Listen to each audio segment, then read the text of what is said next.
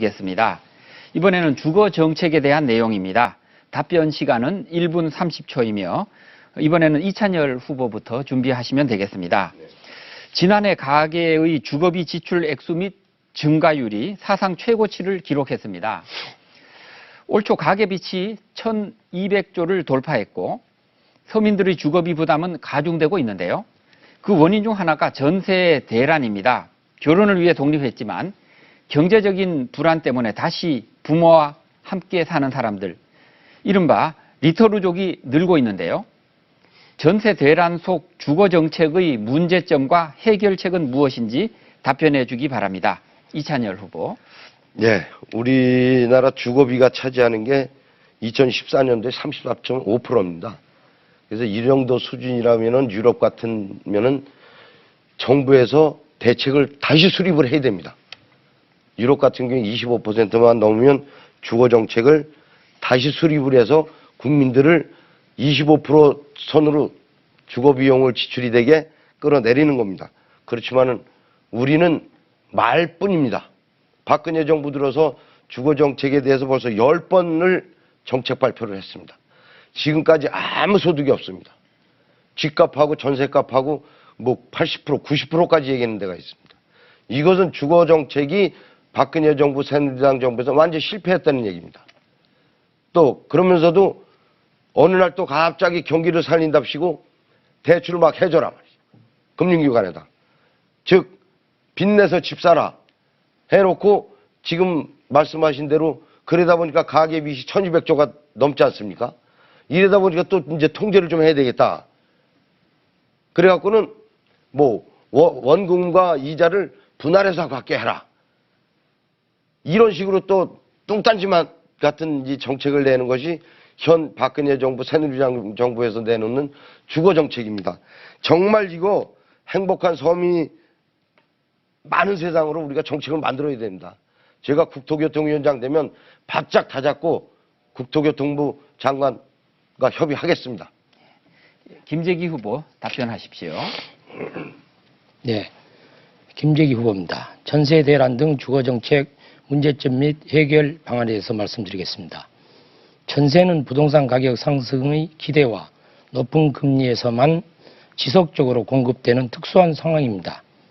현 부동산 하락 기대와 금리 인하로 전세 물량 공급 증가는 사실상 불가능하다고 보면 됩니다. 임대형 주택 공급은 일시적 대책이므로 원천적 주택 문제 해결에서는 교통이 편하고 수도권 접근성이 쉬운 지역에 지속적인 주택 공급이 이루어져야 하고 수도권 밀집화를 해결해야 합니다. 이에 수원이 좋은 위치에 자리 잡고 있어 북수원 개발을 추진하여 교통과 주택 공급을 원활하게 하여 주택 문제에 도움을 주고자 합니다. 예. 마지막으로 박종희 후보 답변하시죠. 네. 전세 대란의 원인은 주택시장의 침체 때문입니다. 주택시장이 침체가 되니까 집값에 대한 자신이 없어서 주택 구매를 하는 수요가 줄어들고 있는 것이죠. 그래서 모두가 전세를 찾다 보니까 전세집을 얻을 수가 없는 그런 실정입니다. 따라서 주택시장에 대한 규제 완화를 통해서 주택시장을 활성화하는 대책이 필요하고요. 또 두 번째는 주택이 소유의 개념에서 이제 거주의 개념으로 변화하고 있습니다. 소유하고 있다가 물려주게 되면 또 세금 문제가 또 대두가 되고 이러기 때문에 주택 구매에 대한 수요가 줄어든 것이죠. 그래서 집값이 이제 더 이상 오르지 않습니다. 아파트는 더 심합니다.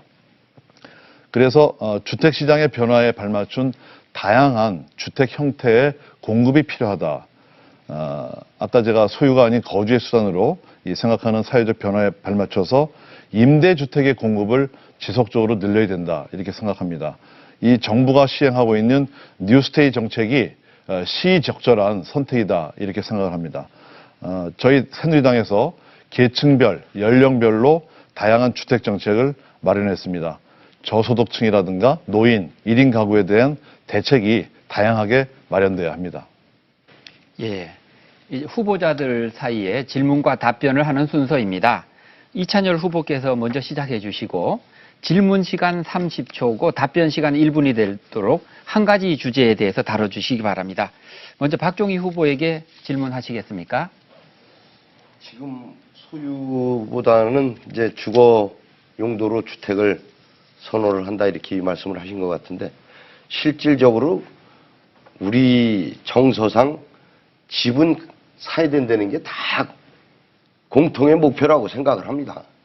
결혼한 사람들이나 결혼 안 한 사람들이나 내 집을 갖고 싶어하는 욕망은 다 똑같은 거고 단지 박근혜 정부에서 무절제한 대출을 처음엔 또 임대주택 공급을 줄이고 또 무절제한 대출을 승인을 해서 빚내서 집 사라 이렇게 돼서 이제 집값이 올라가고 예, 시간이 많이 지났습니다. 벌써 지나갔습니까? 예, 답변하시죠. 네. 주택이 소유의 개념이 아니고 거주의 개념이라는 것은 요즘 젊은 사람들의 변화되는 트렌드입니다. 그런 것을 아직 못 읽은 것 같으신데요. 집은 그냥 임대주택 살고 자동차 좀 좋은 거 택하고 또 문화생활 즐기겠다는 것이 요즘 그 젊은 사람들의 변화인 것 같습니다. 그래서 임대주택을 늘리는 것은 반드시 필요합니다. 지금 전세보다는 월세를 선호하고 또 은행에 이 전세금을 받아서 은행에 예금을 했을 경우에 이자율이 낮기 때문에 이것이 월세로 변하는 것은 어쩔 수 없는 이런 변화인 것 같습니다. 그래서 저희 새누리당이 하고 있는 뉴스테이 정책이라든가 이것이 중산층을 위해서 민간 기업이 하는 장기 임대주택 아파트입니다. 이런 것들을 통해서 전세 대란을 장기적으로 피해갈 수 있다 이렇게 생각하고 있습니다. 예, 이찬열 후보, 김재기 후보에게도 질문하시죠. 네. 김재기 후보께 질문하겠습니다. 뭐 젊은 사람들이 집을 주거 개념으로 간다. 소유 개념이 아니다. 오죽하면 그렇겠습니까? 김재기 후보님도 똑같은 생각이십니까? 예, 주택 문제 안정을 위해서는 우선 부동산 가격이 안정화돼야 됩니다. 금리가 또 안정돼야 합니다. 부동산 가격이 떨어져도 구입을 싫어하고 올라가도 구입하는데 따라가지를 못합니다. 그래서 전세 수요자가 많기 때문에 전세난이 생긴 것이고 금리가 또 내려가면은 돈 있는 사람은 부동산에 투자를 해가지고 월세로 돌립니다. 그래서 전세난이 이렇게 발생한 것이라고 저는 보고 예, 젊은 사람들도 주택 구입이 쉽지 않습니다. 한 푼 한 푼 모아서 주택 구입을 마련하는데 시간이 많이 걸리기 때문에 어렵다고 저는 봅니다. 예, 이번에 질문하실 분은 김재기 후보입니다. 먼저 박종희 후보에게 질문하시겠습니까? 예, 전세 대란 등 주거정책 문제점 및 해결 방안입니다. 이 박종희 후보님께서는 주택시장에 규제가 있어야 된다. 이렇게 말씀하셨죠. 그래서 저는 규제는 정부가 개입한다는 말씀과 같기 때문에 그것에 대해서 어떻게 생각하시는지 다시 설명해 주시기 바랍니다. 예, 이 정부의 규제를 말씀드리는 것은 이 주택 정책 그리고 이 소유에서 거주로 바뀌는 이 트렌드에 발맞춘 규제입니다. 저희 새누리당에서 주거 안정을 내세우고 있는 뉴스테이 정책이라는 것을 보면 공공임대주택에 이제 여러 가지 안전 승강기라든가 하는 시설 개선을 좀 지원을 하고요. 이 도심 내 빈집을 리모델링해서 1인, 2인 가구를 임대주택으로 공급하는 것입니다. 또 신혼부부라든가 행복주택 이런 특화단지를 2017년까지 최대 10개를 조성하고요. 이 국공유지를 활용해서 여러 대학의 학생이 공동으로 거주하는 연합기숙사를 건립하는 것입니다. 행복주택 공급도 2017년까지 14만 호를 계획하고 있습니다. 이런 여러 가지 정책과 규제를 적절히 혼합하도록 하겠습니다. 예, 김재기 후보, 이찬열 후보에게도 질문하시겠습니까? 예, 저 김재기입니다. 네. 다시 똑같은 질문을 하겠습니다. 저는 정부 규제해가지고 성공한 사례는 별로 없었다고 봅니다. 아파트 가격을 정부가 예를 들어서 평준한다면은 아파트 건설 사업자는 일을 하지 않을 것입니다. 그런 의미에서 저는 정부 규제는 별로 좋지 않다 그렇게 생각하는데 후보님은 어떻게 생각하시는지요? 저도 동의합니다. 이 성공한 사례가 없다고 말씀하셨는데 중요한 거는 성공한 사례가 없음에도 불구하고 그런 정책을 발표한 사람들이 책임지는 사람이 없다는 게 문제입니다. 우리 대한민국 정부 시스템이 누구 하나 국토교통부 장관이 취임해서 3년 안에 3년 내에 10번씩 주거 정책을 발표하는데도 불구하고 그런 정책이 중산층과 서민에게 먹혀들지 않는 정책을 발표했음에도 불구하고 누구 하나 정책 잘못 위반했다고 해서 책임지고 물러나가는 사람이 없습니다. 또한 대통령께서도 한번 주거 정책이 잘못됐다 이렇게 사과 용서하는 적이 용서를 비는 적이 한 번도 없습니다. 그래서 우리는 기준을 세워야 됩니다. 제가 아까 초반에 말씀드렸듯이 주거 정책, 주거 비용이 25%가 넘어가면 장관들 전부 교체시켜야 됩니다. 유럽처럼 정부가 정책을 다시 내놓든지 장관을 교체해서 신정책을 발표를 하든지 해야 된다고 봅니다.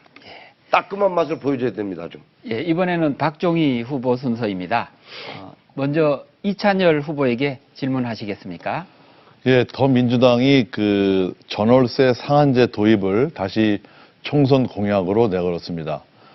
전월세 상한제가 전월세 급등을 가져올 수 있다는 우려가 있는데요. 이런 점을 고려하고 공약으로 내걸었는지 그냥 내걸었는지 전월세 가격 상승을 막을 수 있는 대책은 없는 것인지 답변 부탁드리겠습니다.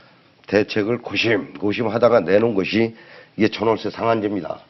전월세 상한제는 1년에 5% 이상, 2년에 5% 이상 전세금을 못 올리게 하는 게 이게 상한제거든요. 지금 어찌녁에 일을 하면서 잠깐 우리 직원 중에서 한 사람이 지금 5천만 원에 전세를 보증금을 놓는데 7천만 원으로 올려달란다는 거예요. 이게 말이 됩니까 이게? 오죽하면 저희 민주당에서 새누리당에서 왜 이 법안을 반대를 하고 여전까지 통과를 안 시키는지 이해가 안 됩니다. 이게 야당이 발목 잡는 겁니까? 이게 상한제를 5%까지 하자 그러는 게 누구 뭐 돈 많은 사람들, 뭐 재벌들, 노재현이 같은 사람들 그 사람들 도와주려고 그러는 거 아니지 않습니까? 돈 없고 소득 적은 사람들 전세금 무한정 그냥 올리려고 그러는 거 이거 좀 막아보자는 건데 저는 그거 해줘야 된다고 봅니다. 여당도 하루빨리 야당 아니라고 반대만 하지 말고 이 전월세 상한제 빨리 참여해야 된다고 봅니다. 예, 박종희 후보, 김재기 후보에게 질문하시겠습니까? 이찬열 의원께서 전월세 상한제 말씀하셔서 잠깐만 말씀드리면요. 이것은 서민들을 규제하는 정책입니다. 이것은 시장 논리에 놔둬야 되는 게 맞고요. 김재기 후보께 묻겠습니다. 이 국민의당 총선 공약을 보면요. 35세 이하 청년과 신혼 부부를 위한 청년 희망 임대주택을 공급하는 것, 그거 외에는 특별한 이 전세 대란에 대한 대책이 없는 것 같습니다. 김재기 후보께서 생각하고 계신 주거 안정 대책이 있는지 답변 주시기 바랍니다. 네, 주거 안정 대책은 제가 모두에 말씀드렸습니다만은 부동산 가격이 안정이 돼야 되고 그 다음에 금리가 또 안정이 돼야 된다고 말씀드렸습니다. 그래서 이 두 가지가 안정이 되면서 수요 공급이 균형을 맞아야 됩니다. 아무리 좋은 정책을 써도 수요 공급 균형이 깨지면은 이 대란은 오게 돼 있습니다. 그래서 앞으로 모자란 부분 부동산 주택을 더 공급을 해야 된다고 저는 생각합니다.